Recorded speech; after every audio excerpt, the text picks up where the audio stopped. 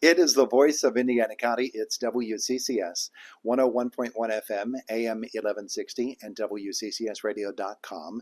And our visit this morning with Kelly Stewart Harcourt is presented by Marcus and Mack, voted the best law firm and the best personal injury lawyer 4 years in a row in the Best of Indiana County contest. You can visit them online at marcusandmack.com, and there she is, right across the microphone from me and right across the street from the Jimmy Stewart Museum. This is a different angle for you when you look over there, isn't it? Yeah. It really is. How often have you seen the museum with the marquee on the front of it, that rich little? I've been here to the museum about, I think, at least twice before, probably 3 times before. Mm-hmm. My sister and I came when it opened in Yeah. 95. Uh-huh. And then come back since under all the different directors that have been here. Yeah. Yeah. When you do come back, I'm sure that you can't wait to get inside and see some of the things that probably you haven't seen in quite some time. It goes from strength to strength. And Janie McCurkin has been incredible with her exhibits. Yeah, absolutely. And this exhibit right now with the costumes from the movie is absolutely fantastic. Well, let's talk about that and your role as executive producer in the new movie Jimmy, and putting this all together. That is not a small task, is it? Well, it is, because when they say executive producer, the word executive doesn't really go with my name. No one who knows me would put executive and Kelly together in the same sentence. So that's a connection from the family. I didn't have anything to do with making this film. I had informational input about Dad. Uh-huh. That was my role.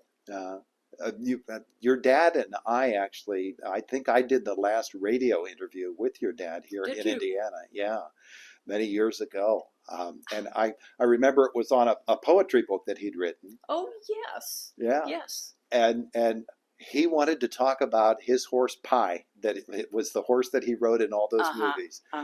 And boy, when he talked about his horse, that horse meant a lot to him. It did. Yeah. It did. It was such a fun conversation. Did he read any of the poems? He did. Oh.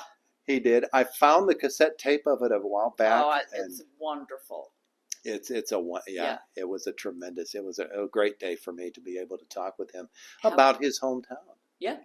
Yeah, it was amazing. So you were back here in his hometown, and you're going to be at the museum this afternoon. Yes. And yes. And so many people, I'm sure, are looking forward to meeting you and learning about you and your family life with him. Oh, it'll be great. I've done it once before here, where I get to meet the public as they come into the museum, and it's so eye-opening.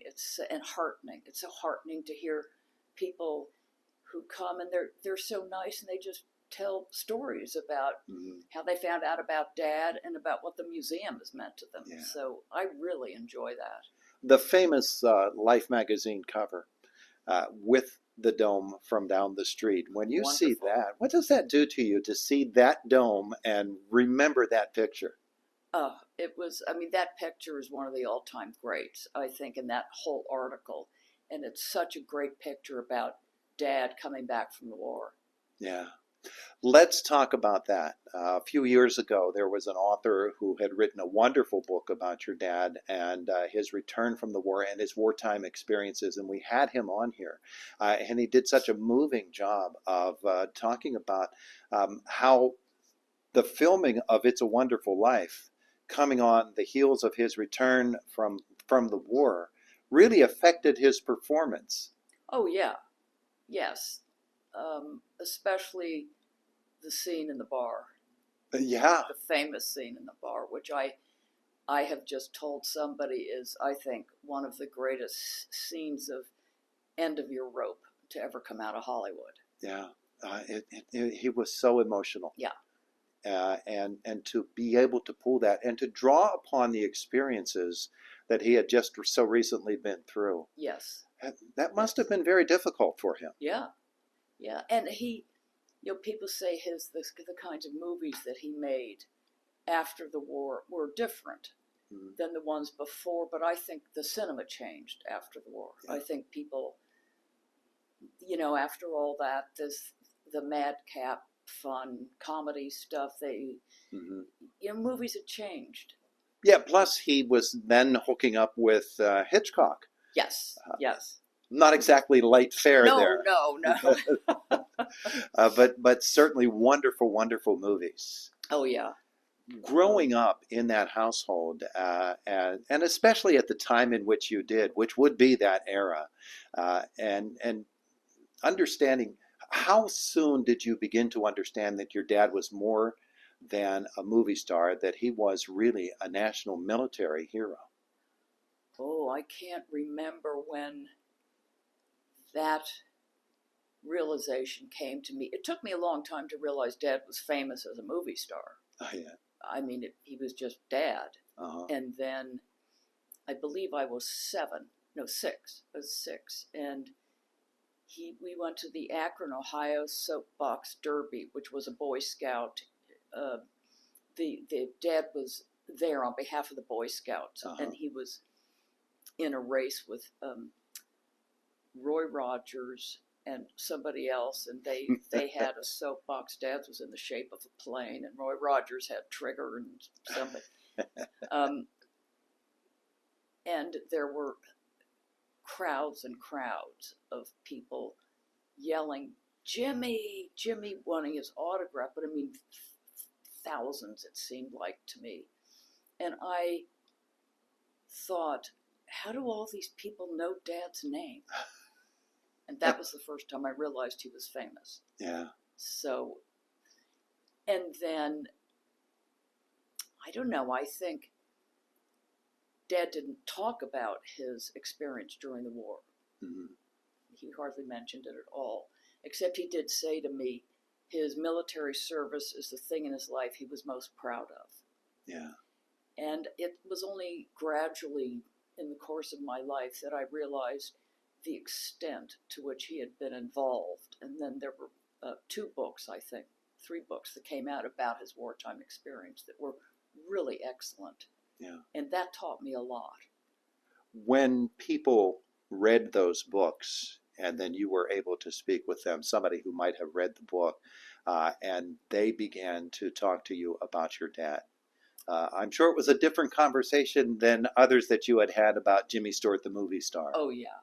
Yeah, it was. And it was interesting to speak to people who had served with him, who had been with him at the time. I mean, there weren't very many, but people whose father had served with him, that sort of thing. And it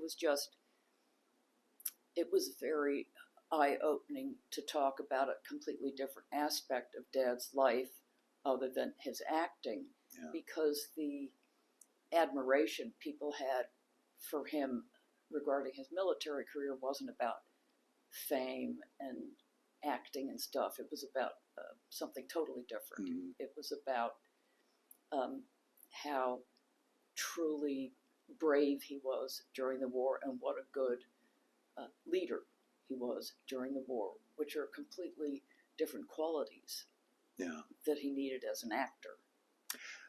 During the making of the new movie, Jimmy, I'm sure you had a chance to watch some of the rushes and some of... Very little. Really? I've seen very little of it. Oh, yeah? I was on the set in Ireland, which was a great privilege to see that, and I saw a couple of scenes filmed, and then I saw the replay of them. But that's about it, except for the trailers.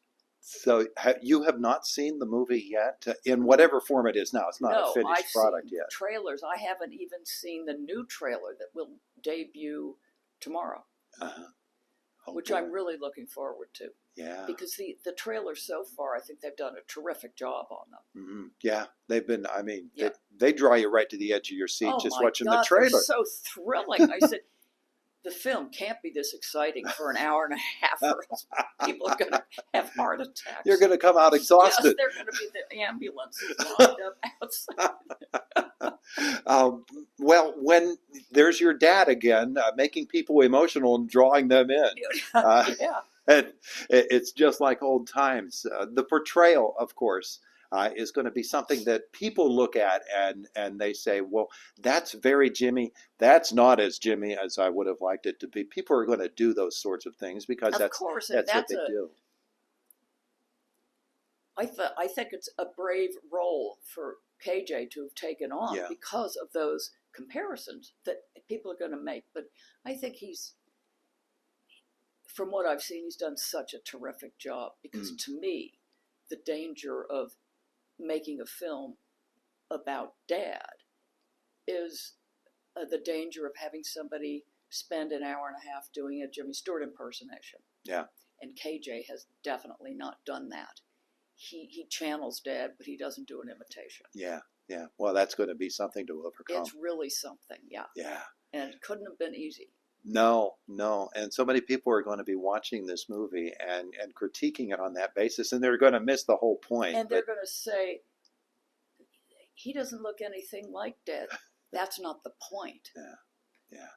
So the display itself at the Jimmy Stewart Museum, the exhibit that is opening, you have said you're absolutely thrilled by what they have there, all of the movie set pieces and everything like fascinating. That. It's fascinating. I think the museum, Janie McCurgan, she's done an amazing job with this exhibit. Yeah. People are going to love it.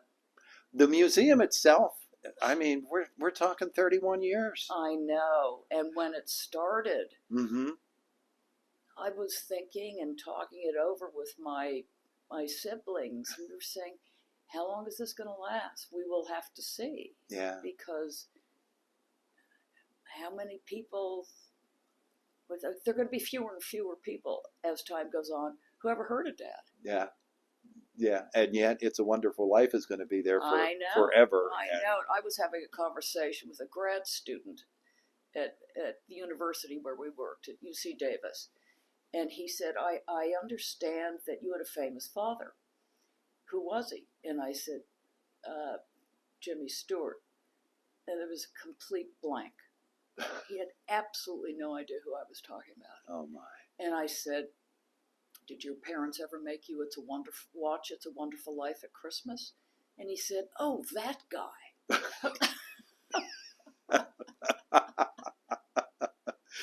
Do you get these moments where you're slapping the forehead? Oh my goodness! Oh my goodness! It's an evolving world. It's a changing world. Yeah. And this movie is going to be wonderful because it's going to pull in a generation who have watched KJ. Yeah.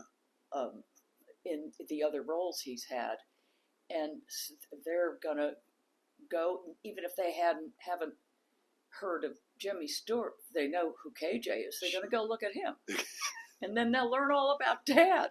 It's a whole new world. Yeah. It really is. It really is.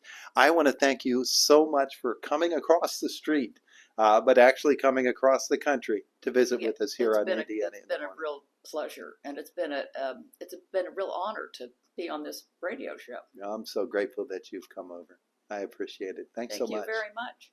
It is the voice of Indiana County. It's WCCS 101.1 FM, AM 1160, and WCCSradio.com.